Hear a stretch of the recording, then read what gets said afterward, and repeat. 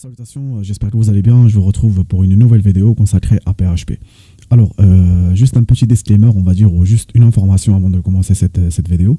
La dernière vidéo que je devais normalement poster sur le PHP, c'était il y a quelques temps maintenant. C'était sur les namespaces pour faire la continuité de la formation sur la PO avec PHP. Excusez-moi. Alors aujourd'hui, nous allons voir un petit peu, je vais continuer donc la formation sur la programmation objet avec PHP, mais en attendant, je vais quand même faire en sorte de vous permettre d'étudier PHP pour ceux qui ont déjà continué donc, à apprendre le PHP ou qui veulent justement apprendre le PHP. Eh bien, aujourd'hui, nous allons voir un petit peu comment faire le reload ou l'autoloading, si vous voulez, avec PHP. Quand vous êtes par exemple débutant et que vous devez faire des requires à chaque fois, des includes par-ci par-là, je vais vous montrer une technique qui va vous permettre de pouvoir reload vos fichiers, donc récupérer vos fichiers d'une manière automatique. Et vous allez voir que c'est très très pratique pour ceux qui ont déjà un niveau avancé et pour ceux qui débutent en même temps. Alors, comme vous pouvez le voir ici, j'ai donc un petit site web que j'ai nommé donc Shopmaster. J'ai ici mes différents produits, d'accord, avec une image 200 sur 200 pixels. Nous avons le produit 1, le produit 2, ainsi de suite. Donc, comme vous pouvez le constater, j'ai ma liste de products, d'accord. On va dire que celui-ci, c'est mon site d'e-commerce. Alors, au niveau de mon code, eh bien, j'ai un code très simple, comme vous pouvez le voir. Donc, j'ai une page, donc ma structure est telle que vous la voyez. Hein. Donc, ici, alors, j'ai donc mon architecture, donc dans les assets, j'ai le CSS, les images, le JavaScript, d'accord. J'ai un dossier configuration, j'ai un dossier include, un dossier view, d'accord, qui va récupérer donc toutes les parties pour les utilisateurs, et j'ai un fichier qui est donc index.php et tout simplement un fichier style.css qui me permet donc de designer mon style, de designer ma page PHP. Voilà, alors, donc ce que je vais faire dans un premier temps, c'est que je veux séparer mon fichier index. Je ne veux pas tout récupérer en même temps, mais ce que je veux plutôt faire, c'est récupérer chaque partie indépendamment, d'accord, d'une manière individuelle. Alors, ce que je vais faire dans un premier temps, c'est que je vais récupérer le header. Donc, je vais faire un petit, voilà, tac, je vais faire sélectionner. Je le retire. Au niveau du view, parce que je vais créer un nouveau fichier que je vais appeler donc header.view, d'accord, .php, comme ceci. Donc header.view.php. Et à ce niveau-là, je vais coller mon header, d'accord. Ensuite, ce que je vais faire, c'est que je vais récupérer donc la barre de recherche, donc le search bar. Donc de la même façon, ce que je vais faire, c'est que je vais faire un petit coup de, voilà, je vais la copier. Au niveau du view, je vais faire un nouveau fichier et je vais faire donc search, ensuite bar.view.php, comme ceci. Et je vais coller donc mon fichier à ce niveau-là. Alors, je reviens à l'index. Donc ici, on avait dit donc d'abord le header. Juste un petit commentaire ici, le header. Ensuite, donc la search bar. Donc search, alors je vais arriver là, search bar comme ceci, et ensuite on va récupérer les produits. Alors pour les produits, on va dire que elles ne seront pas dans les views mais plutôt dans les includes pour donc faire des manipulations, etc., etc. Donc on va d'abord les traiter dans une partie indépendante, c'est-à-dire dans la partie contrôleur. Ensuite, on va récupérer donc nos produits pour les viewers. Bon, je ne vais pas traiter ici la partie back-end du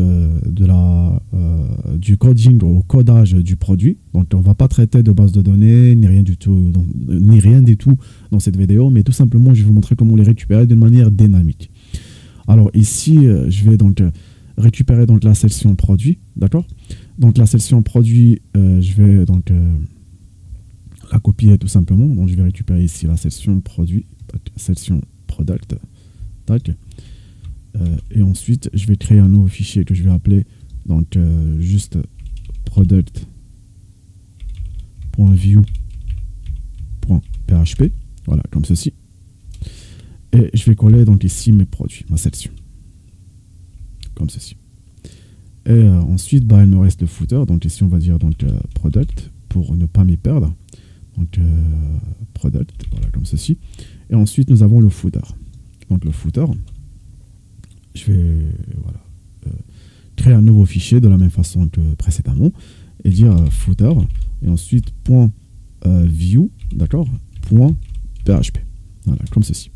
Et je vais coller mon footer à ce niveau-là. Très bien.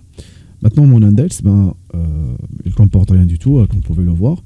J'ai mon header qui n'est pas encore présent. J'ai donc la barre de recherche qui n'est pas présente, ainsi de suite. Donc, si j'actualise ici, ben, vous allez voir, j'ai rien qui s'affiche à part donc le header, search bar, product, footer. Alors, dans un premier temps, ce que nous allons faire, c'est créer le script qui va nous permettre de faire de l'autoloading. Ça veut dire de récupérer nos fichiers d'une manière indépendante. Ce que nous avons l'habitude de faire et ce que vous faites sûrement, c'est que vous allez faire donc un PHP comme ceci, d'accord? Et ensuite, vous allez faire une sorte de require, donc en mettant ici donc require en SE par exemple. Ce require, il va récupérer, donc ici on est dans l'index, il va aller dans view, d'accord? Dans les views, slash, il va aller récupérer par exemple le header par exemple. On va dire le header view. Voilà, c'est comme ça que vous faites. Donc vous faites enregistrer. Là, si j'actualise, il va me récupérer donc le header, comme vous pouvez le constater. Et ensuite, vous faites idem, vous faites un deuxième require, d'accord, qui va aller récupérer, par exemple, le search bar, donc la barre de recherche, donc qui se nomme donc search, ensuite bar.view.php. Donc si je fais ça, bah, vous allez voir, il va me récupérer la barre de recherche, voilà, comme vous pouvez la voir, ainsi de suite. Bah, comme vous pouvez le constater par vous-même, ce n'est pas une technique très pratique pour récupérer nos fichiers. Nous, ce que nous allons faire, c'est de créer un autoloader, c'est-à-dire une fonction qui va faire en sorte de récupérer tous les fichiers et les récupérer avec une fonction d'une manière très simple, vous allez voir. Bon, pour l'instant, je vais supprimer ça. D'accord? Si je fais un petit coup de tac, ça, j'ai plus rien. Voilà. Donc, dans la partie config, donc configuration, je vais créer un nouveau fichier que je vais appeler par exemple, je ne sais pas moi, par exemple, files, par exemple, files loader.conf.php. D'accord? Point configuration, et ensuite .php. Donc, files loader.configuration.php. Alors, dans un premier temps, je vais ouvrir mes balises PHP et je vais dire donc SPL, ensuite autoload et ensuite register. Donc, alors, tac. Donc, SPL autoload register, comme ceci, qui va prendre donc une fonction que je vais nommer donc files loader, comme ceci. Et cette fonction, je vais la créer tout de suite. Donc, je vais faire donc fonction. Ensuite, donc files loader, donc tac loader, qui va prendre donc un paramètre qui sera, donc on va dire file name, d'accord. Et cette fonction, tac, on va donc elle va prendre dans un premier temps donc le path. Donc je vais créer une variable path qui sera égale. Donc là nous sommes dans la configuration. Je vais sortir d'un cran et ensuite alors je vais la récupérer au niveau de l'index. Donc pas la peine. Je vais faire tout simplement donc view, donc views slash, voilà, comme ceci. Ensuite ça sera donc le nom du fichier. On va dire donc file name, ça sera donc alors tac name égal à file name. Ensuite, ce que je vais faire, c'est l'extension, on va dire donc extension égale excusez-moi, donc à view.php, d'accord. Ensuite, je vais faire donc ici donc full, alors une variable que je vais nommer donc full path sera égal d'abord donc le path, d'accord, je récupère donc le lien. Ensuite, je vais le concaténer avec le nom du fichier, donc file name, Alors, excusez-moi, je vais y arriver. Hein. Donc, file name. Et ensuite, le concaténer avec l'extension. Donc, extension. Tac. Et ensuite, ce que je vais faire, c'est que je vais faire un petit return. Et je vais retourner un retour, donc ONCE. Tac. Donc, retour. ONCE. Et ce retour, ça sera donc tout simplement le full path. Alors, tac, je supprime les cotes, donc les double cotes full path, voilà, comme ceci. Alors, excusez-moi, donc là, SPL Autoload Register. Oui, ici j'ai oublié un petit O, voilà, Autoload Register. Alors, je vais récapituler avant de continuer. Donc ici, je crée ma fonction qui s'appelle donc SPL Autoload Register qui va appeler ma fonction FilesLoader à chaque fois. Ici, ma fonction FilesLoader, elle prend un paramètre qui est donc le nom du fichier. D'abord, le lien qui sera donc dans les views. Donc la fonction loader, il va aller chercher dans la partie views, donc la partie on va dire vue, et elle va aller chercher tous les fichiers. D'accord? Ici, nous avons donc le nom du fichier. Donc, on va devoir le spécifier à chaque fois. Quand on va appeler la fonction files, on va devoir lui donner un nom pour pouvoir récupérer un fichier spécifique. Ensuite, nous avons l'extension qui va aller donc récupérer, donc elle va aller continuer si vous voulez le nom du fichier. On va lui dire par exemple on veut le header, et elle va aller chercher, et elle va lui dire je veux le header.view.php.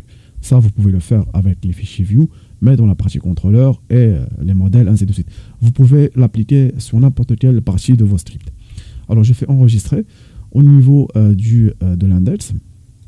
Ce que je vais faire dans un premier temps, au niveau de, avant de commencer quoi que ce soit, je vais ouvrir donc ici les balises PHP, donc PHP comme ceci, et le refermer. Ici, on va dire donc session start pour commencer donc la partie session, et ensuite on va faire tout simplement un require ou include si vous voulez, donc include, et ensuite ONCE, et je vais récupérer donc je vais aller dans configuration, donc la configuration slash, et je vais appeler donc le fichier donc fileloader.configuration.php, voilà, comme ceci. Donc maintenant, si j'actualise, j'ai pas d'erreur. En principe, ça devrait fonctionner. Alors, comment on va faire? Maintenant, c'est bon. Donc, la partie autoload, c'est terminé. Donc, j'ai appelé une fois la fonction, donc la configuration du loading. Maintenant, tout ce que j'ai à faire, je vais tout simplement faire dans un premier temps, je vais appeler la fonction donc files. Alors, j'ai nommé comment déjà? C'était donc FilesLoader. Donc j'appelle la fonction files, ensuite loader. Donc j'appelle ma fonction et je vais lui dire tu appelles d'abord donc le header. Donc je lui dis donc voilà header, et tout voilà, je vais faire tac, je vais faire enregistrer, et là quand vous pouvez le voir, ça me renvoie le header, d'accord, ainsi de suite. Je lui dis dans un deuxième temps, ce que tu vas faire, c'est que tu vas récupérer ensuite donc la barre de recherche, donc en mettant ici donc search bar, tout simplement juste le nom, et ensuite j'actualise, j'ai ma barre de recherche. Ensuite je lui dis ce que tu vas faire cette fois, c'est de récupérer donc la partie produit. Donc je lui dis voilà produit, ce sera donc product, voilà, comme ceci. Et ensuite, ça sera tout simplement le footer. Donc, une dernière fois, j'appelle ma fonction et je lui dis, voilà, tu récupères le footer. Voilà, comme ceci. Et je supprime tout ça, voilà. Comme ceci. Donc là, si j'actualise, vous allez voir, ça va me récupérer tout mon site. Et comme vous pouvez le voir, c'est plus pratique et c'est plus dynamique. Donc maintenant, si j'ai envie de travailler sur la partie footer, admettons, si j'ai envie de rajouter des produits au niveau du product, je les récupère au niveau du contrôleur, je fais des modifications. Ce n'est pas dans les views qu'on fait des modifications et les interactions avec les bases de données ne se font pas dans les views, mais plutôt dans les contrôleurs. Mais voilà, je vais quand même vous dire, par exemple, admettons que j'ai rajouté un nouveau produit, etc. Bah, tout ce que je vais faire, si je rajoute un nouveau produit à ce niveau-là, donc je mets tac, excusez-moi.